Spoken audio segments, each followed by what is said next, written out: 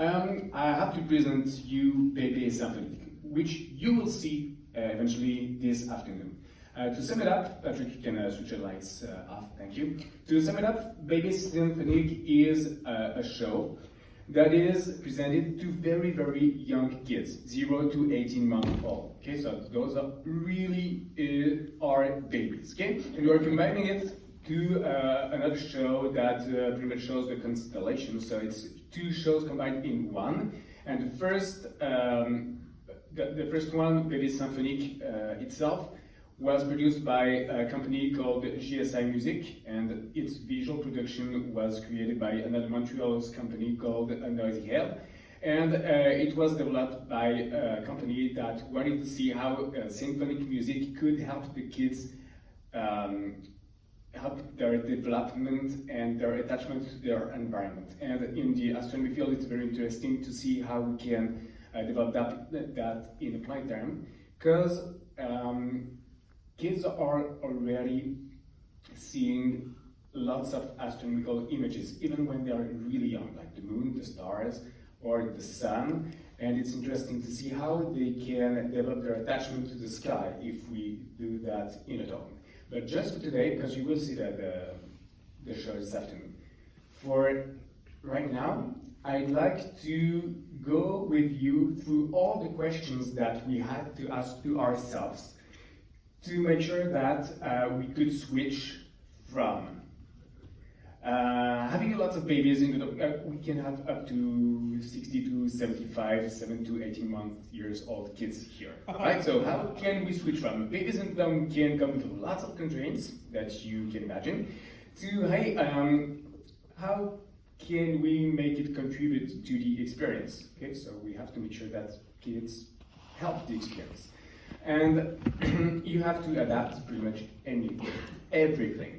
Patrick, if you give me a little bit of light, I will see your hands, and you're gonna help me to find some babies' realities or babies' particularities that you have to keep in mind when you adapt a show or when you adapt your planetarium to that very specific audience. I can give you an example. They have sensitive ears, so you want to put the sound very low, okay? So do you have any other constraints in the head that you want to keep in mind? Yes, Sasha? They don't like it dark. They don't like it dark, exactly. So one of the solutions that we adapted here is that we keep a little bit of light of the show around. And if they get scared for any reason, we just switch the lights a little bit brighter on.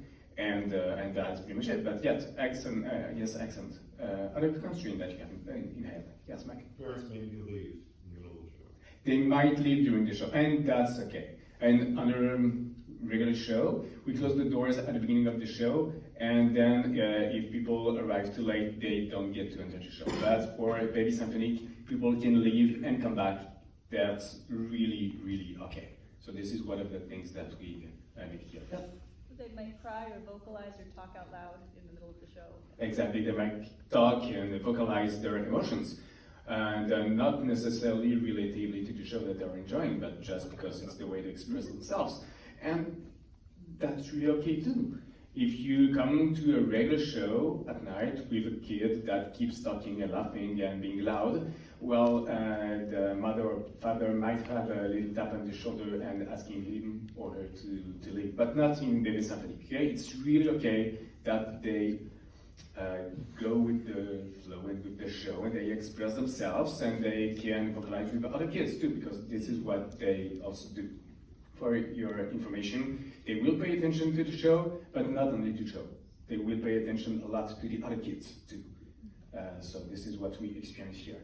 I give you a few other examples here because we don't have that much time. When you keep the lights on, we mentioned that. Babies are welcome to talk, cry, and laugh. We just mentioned it too. And, well, you named it all. Thank you. Congratulations. And, diapers, okay, yes, you have to bring some drops. The way we wanted people to feel in the dome is that we wanted to create bubbles of comfort.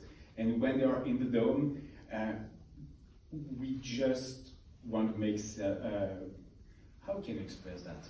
the dome becomes the beginning of a real bubble of comfort. So we tried to find ways to adapt it the more we could. And Sandy Bellet, she's sitting right here, and Cindy is the artistic conceptor for most of our museum exhibitions at the planetarium, and she came up with lots of very great ideas. We have the beanbags in the kiosk theater, so that's a very great way to host tiny familial bubbles. By the way, if you're operating a planetarium, I know that it might be very big constraint, but most of the time those seats, you can remove them. So why not having a special event and put some beanbags? Why not? We have some round mats, and that's funny, but round mats, most of the time, are pole dance mats, okay? So they come with a hole at the center. So we put some lights, round lights inside the hole at the center. Silicone lights, so that people, tiny kids could play with it and chew it and all that.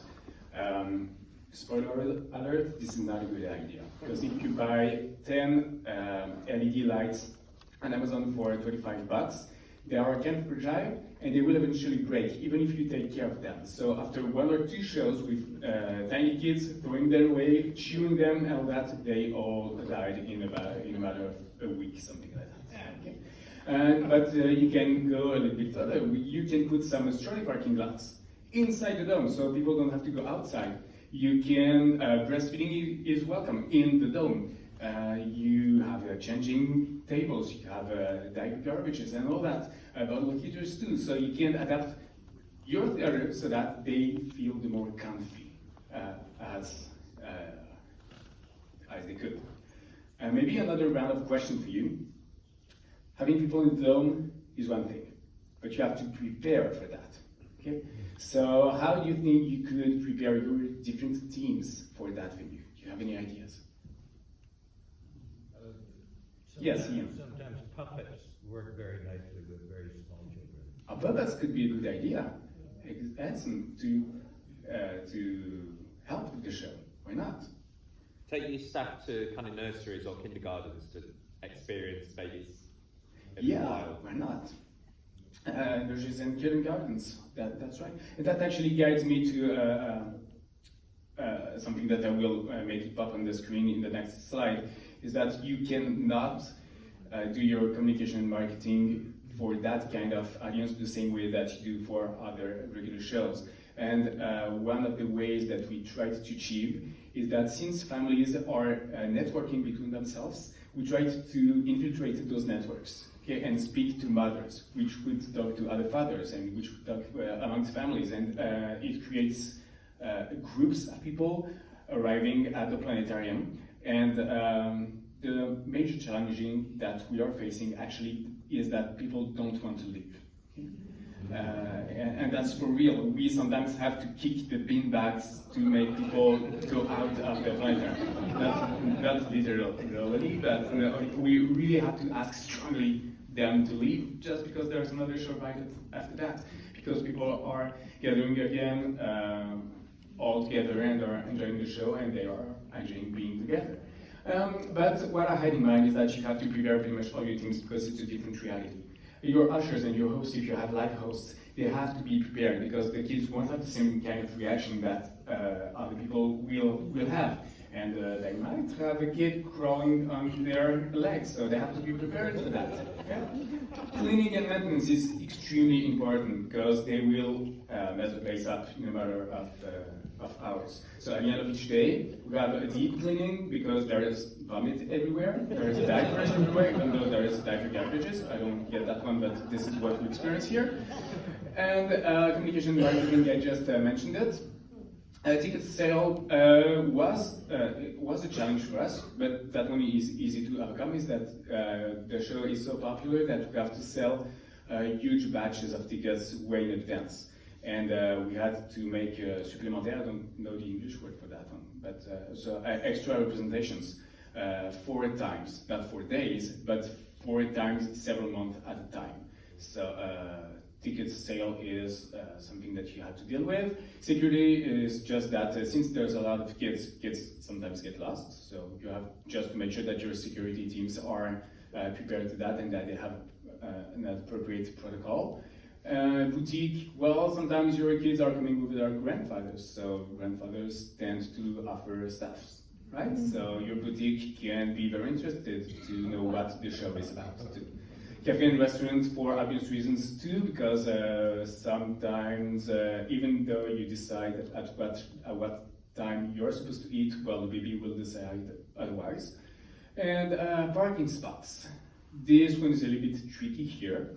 As you experienced outside, we have lots of construction sites here, and our parkings are not very close. So when people buy their tickets, they have to be informed that they will have to work for a little walk, or that they can't park very close, or even if in your planetarium they can do so, that's great to know, but because that will help them decide whether they will come to the planetarium or not, or if they will come early or not. So those are all kind of questions that we had to raise.